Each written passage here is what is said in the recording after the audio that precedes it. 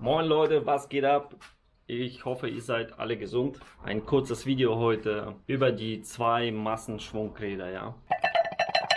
Jeder VW Audi Fahrer kennt das Problem, ja, dass der scheiß zwei Massenschwungrad sich verabschiedet. Mädels, natürlich zeige ich euch auch das defekte Teil, wie das aussieht nach nicht mal 160.000 Kilometer.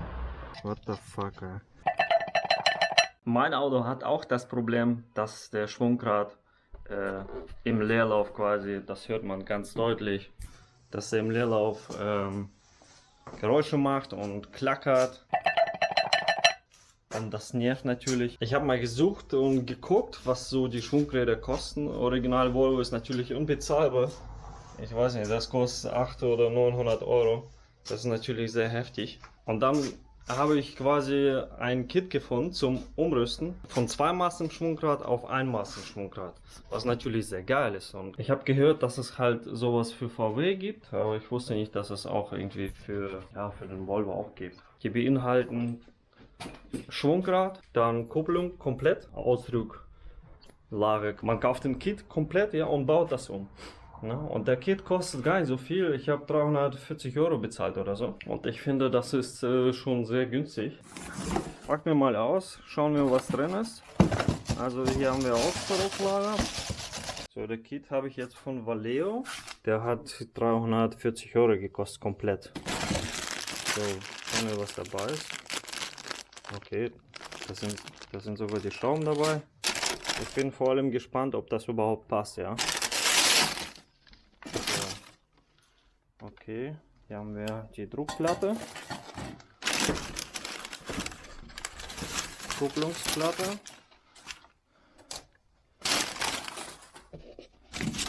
Und da haben wir das Schwungrad. So, na gut, dann probieren wir das mal am Auto an, am Motor. Erstes testen wir mal, ob die Reibscheibe auch bei uns passt, ob die Verzahnung gleich ist, ja. Das heißt, wir probieren das erstmal am Getriebe. Oh, das sieht gut aus. Das passt auf die Eingangswelle im Getriebe, das ist schon mal gut. Dann vergleichen wir nochmal, ob die Ausdrucklager passt. Das sieht eigentlich auch gut aus. Und ganz wichtig, wir müssen mal testen, ob auch die Schwungscheibe hier drauf passt. So, das neue Schwungrad. Leute, ganz wichtig, den Simmering, den machen wir natürlich neu, ne? Kostet 10, 20 Euro. Wir haben das schon so weit auseinander. Wir sollten ihn wirklich neu machen, ne? Ich habe den schon neu gemacht. Das heißt, jetzt schauen wir mal, ob das Schwungrad drauf passt, ja. Ich finde das eigentlich ziemlich geil, weil schaut mal, im Satz sind auch alle Schrauben dabei, ja. Für Schwungrad und für die Druckplatte alles dabei. Das heißt, man muss halt quasi nichts extra kaufen. Also wenn der Satz passt, ja, und alles funktioniert, das ist dann richtig geil. Das ist richtig top. So, schauen wir mal, ob das Schwungrad passt. So, wir haben hier quasi eine Nase und daher passt das Schwungrad nur einmal. Und zwar, hier haben wir zum Beispiel eine Bohrung zu viel, ja. Hier wird das Schwungrad verschraubt und hier haben wir eine Bohrung quasi, eine Nase. Muss in diese Bohrung rein. Das Schwungrad ist richtig massiv, Leute. Also die Löcher stimmen auch überein. Also ich bin echt gespannt, ob das funktioniert. Das wäre natürlich richtig der Hammer. Weil dieses scheiß 2 Massenschwungrad, das geht mir echt wirklich auf den Keks. Früher war immer alles besser, ja. So, ich habe die jetzt ganz leicht herangezogen. Jetzt müssen wir das mit dem Drehmoment festziehen, ja. Ich habe mir halt sowas gebastelt, damit sich der Schwungrad nicht dreht, müssen wir das blockieren. So, ich habe mir das halt sowas gebastelt. Damit blockiere halt die Kurbelwelle. Aber früher habe ich das halt so gemacht. Zum Beispiel Schraube rein, dann mit dem Schraubendreher Schwungrad blockieren und festziehen. Ne? Gleichzeitig halten, und festziehen. So Leute, ich habe die Schrauben jetzt ganz leicht rangezogen. Schauen wir mal in der Anleitung. So, die Schraube für die Schwungrad bekommt 55 Newton über Kreuz. Das machen wir doch gerne. Es ist nicht viel, ja, aber das sind auch kleine Schrauben, Leute, deswegen nicht übertreiben.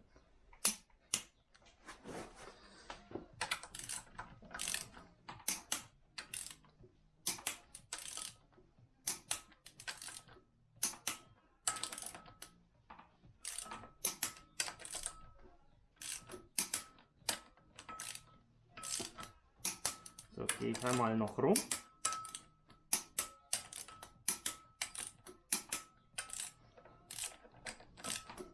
Um auszuschließen, dass ich keine Schraube vergessen habe.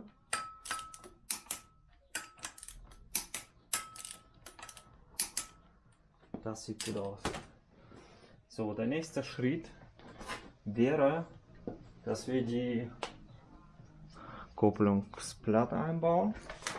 Schauen wir mal auf die Anleitung, die kommt so rum. Das heißt, die Feder nach vorne. Na, man sieht diese Stelle. Hier ist das dicker, hier ist das dünner, die andere Seite. Das heißt, wir sollen das so einbauen. Oft steht hier auf der Scheibe drauf, zum Beispiel Gearbox, ja. Das wäre dann Seite zu Getriebe, und manchmal steht hier Flywheel. Das heißt, die Seite, wo es drauf steht, muss dann entweder zum Schwungrad oder zu Getriebe, ja. In unserem Fall müssen wir das so einbauen. So kommt die Kupplungsplatte rein. Aber Leute, ehrlich, ne? Das passt auch nur einmal. Daher hat sich das erledigt. So. In die Verzahnung hier kommt ganz wenig Fett rein. Ne? Ich weiß nicht, das was ihr da habt, ein bisschen Fett halt. Ne? Ich habe das so schon ein bisschen so reingeschmiert. Nicht viel, weil wenn es austritt und auf den Belag kommt, dann rutscht die Kupplung. Dann habt ihr natürlich Scheiße gebaut. Jetzt müssen wir die Druckplatte bzw. die Kupplungsplatte hier arretieren. Ja?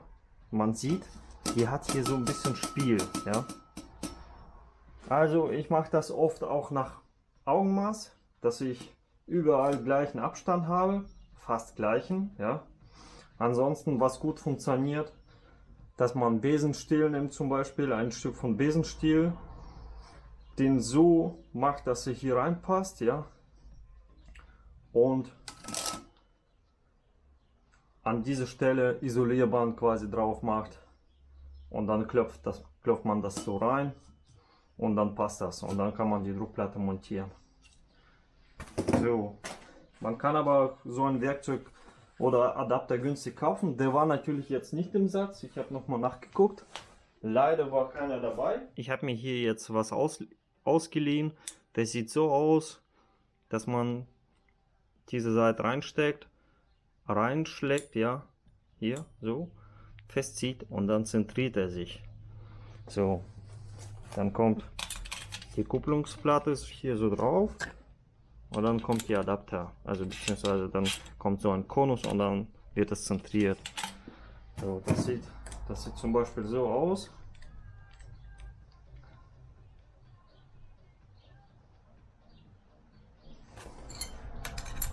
Ziehen wir das hier so fest. So, jetzt kommt die Kupplungsplatte drauf. Und das ziehen wir einfach mit dem Konus fest hier in der Mitte. Dann ist das fast genau in der Mitte. So, bevor wir die Druckplatte einbauen, natürlich müssen wir hier die Flächen auch mit Bremsenreiniger entfetten. So, und dann kann die Druckplatte auch schon drauf.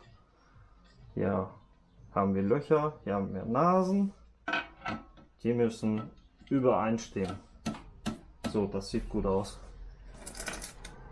Um festzuziehen, verwenden wir die Schrauben, die schon dabei waren. Schauen wir mal, wie viel Drehmoment die bekommen.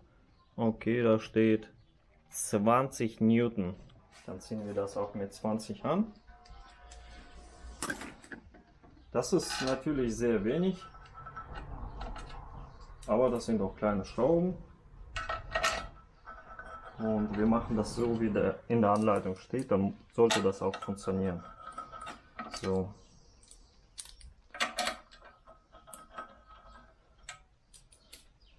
Die ziehen wir auch über Kreuz fest. So wie es in der Anleitung steht. So, machen wir hier erstmal 18 Newton über Kreuz. Jawohl.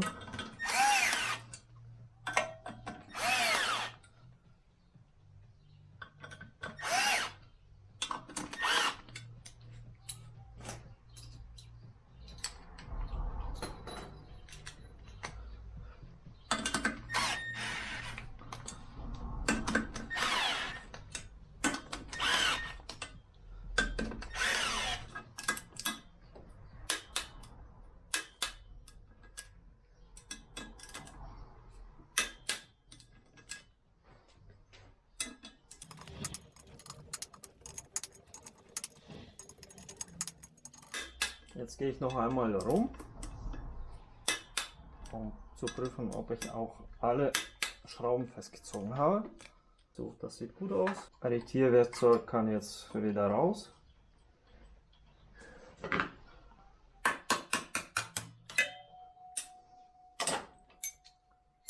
Jetzt haben wir quasi den Kit verbaut, ja. Und ein letztes Bauteil, der Nähmazylinder muss quasi auch mit neu. Das ist natürlich, das geht ganz easy. Das sind nur zwei Schrauben. Sorry, das sind 3 Schrauben. Die untere habe ich übersehen.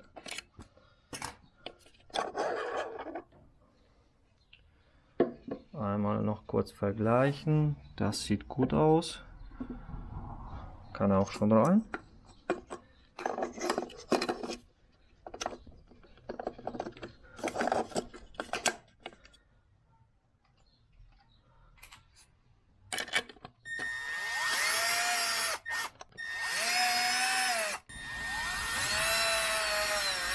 So, einen Nähmazylinder haben wir auch drin. Umbausatz von 2 Massen Schwungrad auf 1 Massen Schwungrad ist auch soweit komplett. Ich bin echt gespannt, ob das funktioniert. Ja, und wie es funktioniert und wie lange es hält. So, jetzt Getriebe mit dem Motor verbinden endlich mal und dann alles endlich mal zusammenbauen. Ich habe echt schon langsam keine Lust mehr. Es ist so viel Arbeit. Ich will endlich mal die Maschine einbauen und schauen, ob die Scheiße funktioniert und ob die Scheiße auch läuft. Und das zeige ich euch gleich, wenn der Motor und Getriebe drin ist. So Leute, der Umbausatz von 2 Massen Schwungrad auf 1 Massen Schwungrad ist drin. Hat alles super gepasst. Und jetzt gehen wir mal zu dem Auto und ich zeige euch das jetzt, wie das aussieht, beziehungsweise wie es sich anhört.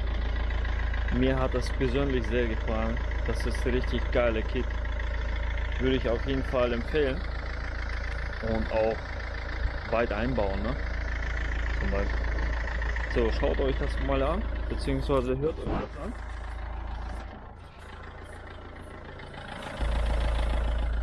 Auch einmal mit geöffneter Haube. Wenn ich die Haube aufkriege.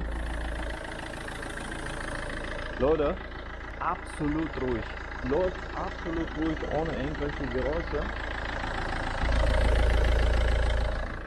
Ich glaube, das ist sogar besser als mit 2 Massenschwungrad von Volvo. Original von Volvo. Läuft absolut geil. Von hier nochmal. Ast rein. Also wie gesagt, ich bin zufrieden. Super Sache. Kann ich nur empfehlen. So, hier haben wir den Übeltäter. Schaut euch das an. Das ist nicht normal. Das wollte ich euch nochmal zeigen, was ich aus dem Scheißding ausgebaut habe. So, als erstes ist der quasi der Federweg nicht in Ordnung. Das ist einfach viel zu viel. Und dann hört man am Anschlag,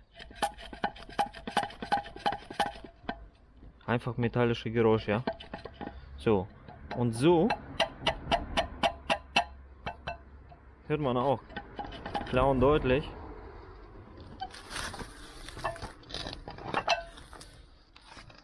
Dass das Ding immer.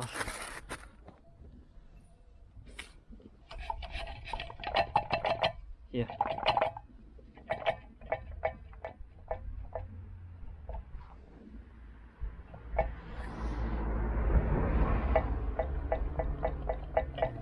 Das Teil kann man quasi mit Finger anheben. Ja. Und ganz deutlich, das habe ich, als ich ausgebaut habe, habe ich auch ganz deutlich gehört. Weil das ist quasi so eingebaut. Ja. Und ich habe die Kurbelwelle gedreht und da habe ich schon gehört, what the fuck, was ist das für ein scheiß Geräusch? Ja. Das ist, Leute, nicht normal.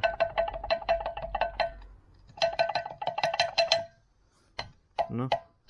Also wie gesagt, als ich die Kurbelwelle gedreht habe, hat man schon gehört, what the fuck. Ey.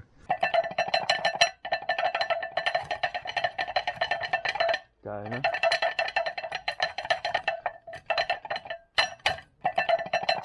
Ja, Leute, das wollte ich euch einmal kurz zeigen, ne, damit ihr wisst, wie das allgemein aussieht, wenn zwei Masten schon gerade kaputt ist und der Motor irgendwie klappert.